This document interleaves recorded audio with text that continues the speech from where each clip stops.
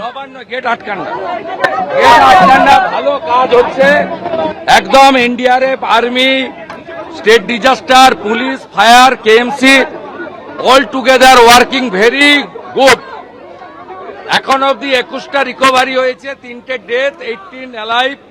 SSKM is working, all ministers are looking, all administration are looking, NDRF, army are doing very satisfactory manner.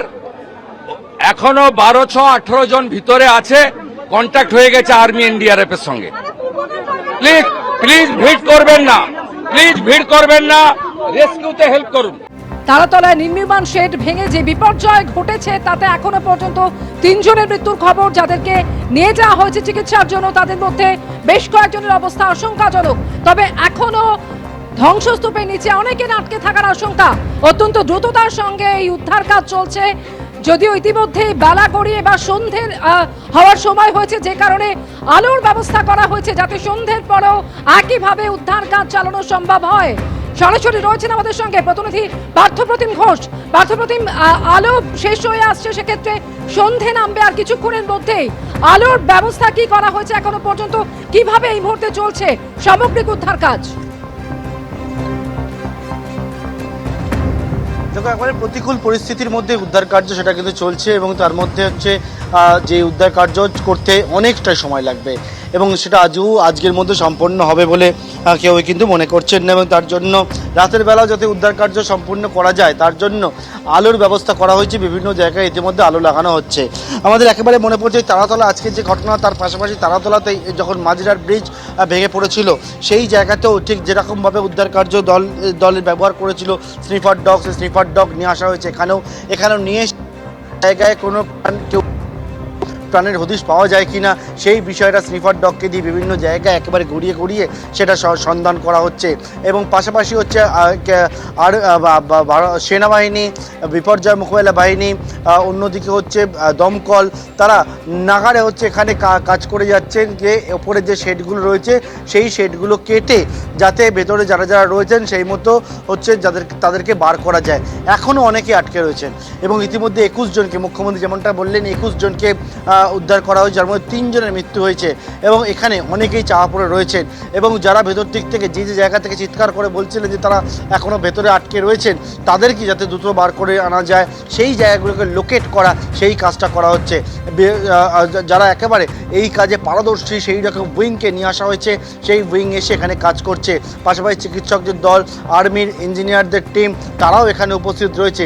Map দেখা হচ্ছে, এই যে জায়গায় map দেখে যে জায়গার সম্পর্কে, ভৌগোলিক অবস্থান সম্পর্কে সমস্ত বিষয় দেখে কিন্তু এখানে কাজ করতে হচ্ছে। কিন্তু এই কাজ করাটা, যেটা শুরুতেই বললাম, প্রতিকূল পরিস্থিতি, কারণ হচ্ছে হচ্ছে উদ্ধারকারী দলের কাছে অত্যন্ত বড় চ্যালেঞ্জ যারা আটকে রয়েছে তাদের যাতে পরবর্তীকালে উদ্ধার করতে গিয়ে কোনো রকমভাবে এইরকম ওপরের যে অংশ, চাঙড়ের অংশ, সেটা পড়ে তারা আবার যাতে আহত না হয়, তাদের যাতে কোনো ক্ষতি না হয়, সেই দিকটাকে মাথায় রেখে ধীরে সুস্থে উদ্ধার কাজটা করতে হবে।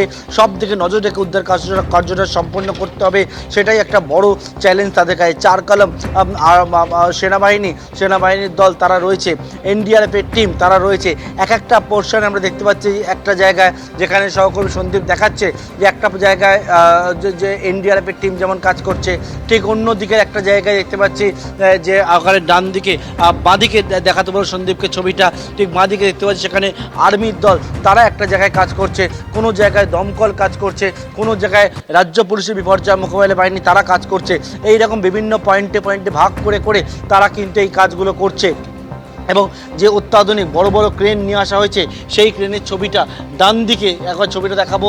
সেই ক্রেনের সাহায্যে ওপরে যে চাঙড়ের একটা বড় অংশ, সেই অংশে টান দিয়ে রাখা রয়েছে যাতে এই চাঙড় নিচের দিকে না পড়ে যায়। দেখলেই বুঝতে পারবে ছবিটা। এই যে জায়গায় দেখতে পাচ্ছ পরপর শেড, এবং তার সঙ্গে বড় যে ক্রেন, সেই ক্রেন দিয়ে একেবারে চাঙড় যেটা রয়েছে, অর্থাৎ ছাদের অংশ রয়েছে, ছাদের অংশকে টান দিয়ে রাখা রয়েছে। অর্থাৎ এখানে হচ্ছে পাশাপাশি হচ্ছে যে কাজ চলছে সেটা হচ্ছে যে ভেতরে প্রবেশ করার একটা পথ তৈরি করা, সেই পথও কিন্তু ইতিমধ্যে করেছে। কিন্তু ভেতরে প্রবেশ করে খুব বেশি দেখা যাচ্ছে তেমনটা নয়। ড্রিল মেশিন নিয়ে আসা হয়েছে, সেই ড্রিল মেশিন দিয়ে কাটা হচ্ছে। একদিকে যেমন পাশাপাশি হচ্ছে যে গ্যাস কাটার ব্যবহার করা হচ্ছে, গ্যাস কাটার দিয়ে এই লোহার বড় বড় বিমগুলো একাধিক অত্যাধুনিক যন্ত্রপাতি আমরা যে ছবি দেখতে পাচ্ছি ব্যবহার করা হচ্ছে এবং এই মুহূর্তে উদ্ধার কাজ সেখানে চালানো হচ্ছে। ইতিমধ্যেই আপনাদেরকে জানিয়েছে মুখ্যমন্ত্রী শুভেন্দু অধিকারী, তিনি যেমনটা জানিয়েছেন 21 জনকে উদ্ধার করা হয়েছে, তাদের মধ্যে 3 জনের মৃত্যু হয়েছে এবং এখনো 18 জন তারা আটকে রয়েছেন। সরাসরি আমাদের প্রতিনিধি ঝিলম করঞ্জাই আমাদের সঙ্গে রয়েছেন। জেলা মুখ্যমন্ত্রী জানিয়েছেন যে 21 জনকে উদ্ধার করা সম্ভব হয়েছে, যাদেরকে এই মুহূর্তে এসএসকেএমে ভর্তি করা হয়েছে। তাদের শারীরিক অবস্থা সম্পর্কে কি জানতে পারছো?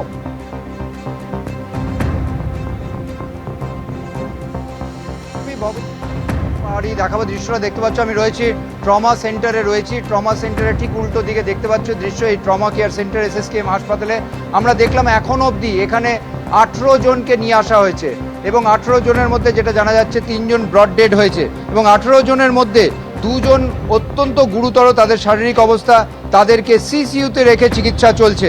অর্থাৎ রেড জোনে 2 জন রয়েছে এবং তাছাড়া বাকি যারা রয়েছেন তাদেরকে ইয়েলো জোনে রাখা হয়েছে, চিকিৎসা চলছে। এবং হাসপাতাল সূত্রে যেটা জানা যাচ্ছে যে মাল্টিডিসিপ্লিনারি ট্রিটমেন্ট টিম করা হয়েছে, যার মধ্যে নিউরোসার্জন রয়েছে, নিউরো মেডিসিনের চিকিৎসক রয়েছেন, সার্জারির চিকিৎসক রয়েছেন, মেডিসিনের চিকিৎসক রয়েছেন, অর্থোপেডিকের চিকিৎসক রয়েছেন এবং এই মাল্টিডিসিপ্লিনারি টিম দিয়ে তাদের চিকিৎসা চালানো হচ্ছে। কিছুক্ষণ আগে আমরা দেখলাম স্বাস্থ্য সচিব এসেছিলেন, স্বাস্থ্য সচিব নারায়ণ স্বরূপ নিগম, তিনি এখানে চিকিৎসা ব্যবস্থা কীরকম হচ্ছে সেটা তদারকি করে যান এবং তিনি জানান যে বিভিন্ন বিভাগের চিকিৎসকদের নিয়ে দ্রুত চিকিৎসা করার বন্দোবস্ত করা হচ্ছে। এবং একই সঙ্গে তোমাকে জানিয়ে রাখবো যে এই মুহূর্তে এখানে যারা যারা ভর্তি আছে তাদের যে চোটের পরিস্থিতি, হাসপাতাল সূত্রে যেটা জানা যাচ্ছে কারোর মাথায় চোট লেগেছে, বিভিন্ন অংশের হাড় ভেঙে গেছে, একজনের ক্ষেত্রে মুখের হাড় ভেঙেছে, নাক মুখে চোট লেগেছে, কারোর ক্ষেত্রে শরীরের ভেতর রক্তক্ষরণ হচ্ছে এবং হাড় ভাঙা, রক্তক্ষরণ, অভ্যন্তরীণ রক্তক্ষরণ, এই সমস্যা রয়েছে এবং তার চিকিৎসা চলছে। এবং চিকিৎসকদের তরফ থেকে হাসপাতালের তরফে যেটা বলা হচ্ছে যে সমস্ত রকমের চিকিৎসা চালানো হচ্ছে, যাতে মাল্টিডিসিপ্লিনারি চিকিৎসায় যা যা দরকার সেই সাপোর্ট দেওয়া হচ্ছে। এবং কিছুক্ষণ আগেও যেটা আমরা দেখলাম যে স্বাস্থ্য সচিব তিনি এসছেন এবং সামনে যে দৃশ্য দেখতে পাচ্ছ এখানে কড়া নিরাপত্তা রয়েছে এবং কোনোভাবে যাদেরকে উদ্ধার করা হচ্ছে যাতে দ্রুততার সঙ্গে ট্রমা কেয়ার সেন্টারে নিয়ে চিকিৎসা শুরু করা যায় সেই প্রস্তুতি রাখা হয়েছে এবং একই সঙ্গে নিরাপত্তা এবং এইখানে যাতে যানবাহন চলাচল কোনোভাবে প্রতিহত না হয়, অন্য রোগীদের যাতে শারীরিক সমস্যার পরিস্থিতি না হয় সেইটা দেখা হচ্ছে। তবে এটাও জানা যাচ্ছে যে মুখ্যমন্ত্রী আসতে পারেন এরকম একটা বিষয় শোনা গিয়েছিল, তবে নিশ্চয়তা নেই।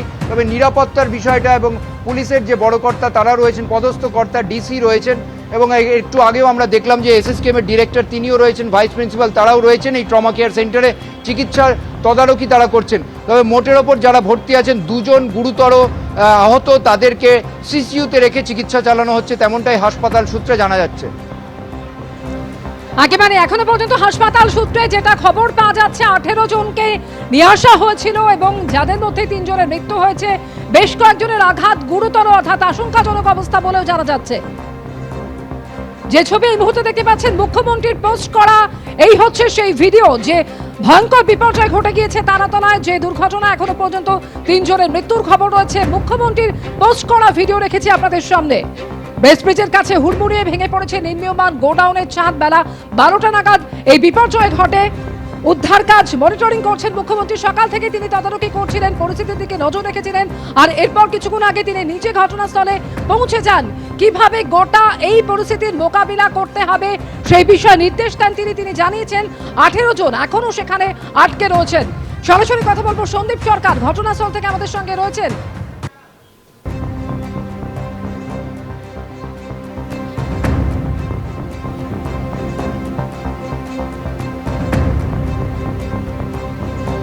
দেখো এই মুহূর্তে কিন্তু উদ্ধার কাজ বলা যেতে পারে প্রায় নয় করে প্রায় 5 ঘন্টা পেরিয়ে গিয়েছে। উদ্ধার কাজ চলছে। এখনো পর্যন্ত 21 জনকে উদ্ধার করা হয়েছে। অনেকে আটকা পড়ে রয়েছেন, তাদের কাছে পৌঁছানোর চেষ্টা চলছে। তারা বেঁচে আছেন, থাকলে কি অবস্থায় আছেন এখনো পর্যন্ত জানা যাচ্ছে না।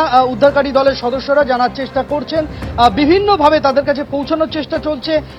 এখানে আমরা দেখতে পেয়েছি যে অক্সিজেনের সরবরাহ বজায় রাখার জন্য ব্যবস্থা করার সেই প্রক্রিয়া শুরু করেছেন তারা, যাতে নিচের দিকে অক্সিজেনের কোনো ঘাটতি তৈরি না হয় সেই বিষয়টা দেখা হচ্ছে। উদ্ধারকারী দল জল যাতে ভেতরে নামতে পারেন তার জন্য কংক্রিটের ঢালাই ভাঙা হচ্ছে, সেই ভেঙে উদ্ধারকারীরা সেখানে পৌঁছানোর চেষ্টা করছেন।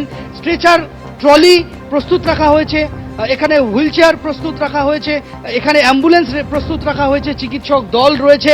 চিকিৎসক দলকে একেবারে যেখানে উদ্ধারকারীরা এখানে কংক্রিট ভেঙে ঢুকেছেন সেই জায়গায় চিকিৎসক দলকে রাখা হয়েছে, যাতে ভেতরে কেউ থাকলে তিনি তার শারীরিক অবস্থা সম্পর্কে তিনি যদি ভেতর থেকে চিৎকার করে কিছু বিবরণ দিতে পারেন তাহলে চিকিৎসকেরা প্রয়োজনীয় পদক্ষেপ ওপর থেকে যতটা করা সম্ভব করবেন তারও বন্দোবস্ত রাখা হয়েছে। অর্থাৎ চিকিৎসক দলকে দূরে ক্যাম্পে বসিয়ে রাখা নয়, একেবারে যেখানে উদ্ধার চলছে, যেখানে খোঁড়াখুড়ি চলছে সেখানে উদ্ধারকারী দলকে রাখা হয়েছে। তদারকের দায়িত্বে মুখ্যমন্ত্রী এই মুহূর্তে এখানে আমরা দেখতে পাচ্ছি রাজ্যের রাজ্যের 3 মন্ত্রীকে আমরা এখানে দেখতে পাচ্ছি, তারা এখানে বসে রয়েছেন।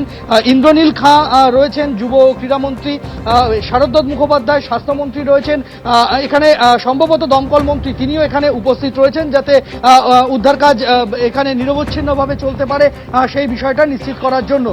এখানে একাধিক হাসপাতাল থেকে, সেনা হাসপাতাল থেকে, কর্পোরেশনের যে পুরো চিকিৎসা পরিষেবা সেখানের চিকিৎসকদেরও এখানে প্রস্তুত রাখা হয়েছে। সেনাবাহিনীর টিম তারা 2-3টে দলে ভাগ হয়ে এই উদ্ধার কাজ চালাচ্ছে বিভিন্ন জায়গাতে। এখানে এনডিআরএফ এর টিম তারা রাতভর উদ্ধার কাজ চালানোর জন্য প্রয়োজনীয় পরিকাঠামো তৈরি করছেন, আলোর ব্যবস্থা করা হচ্ছে। এখানে আমরা দেখতে পাচ্ছি যে শুধুমাত্র এই গোটা চত্বরটাতে আলোর ব্যবস্থা করা নয়, যেখানে মানুষজন আটকা পড়ে রয়েছেন বলে আশঙ্কা করা হচ্ছে সেই জায়গায় ভেতরেও আলোর বন্দোবস্ত করার জন্য প্রয়োজনীয় যা যা করার সেটা করা হচ্ছে। ক্রেনকে এখানে কাজে লাগানো হচ্ছে যে ভেঙে পড়া কংক্রিটের যে কাঠামো, লোহার কাঠামো, তা যাতে আবারও হুড়মুড়িয়ে ভেঙে না পড়ে উদ্ধারকারী দলের ওপরে সেটাকে নিশ্চিত করা হচ্ছে।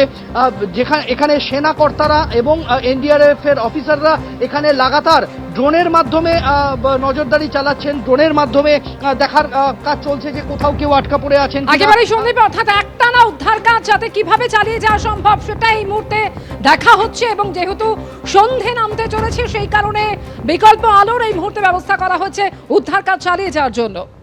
এবিপি আনন্দ, এগিয়ে থাকে, এগিয়ে রাখে।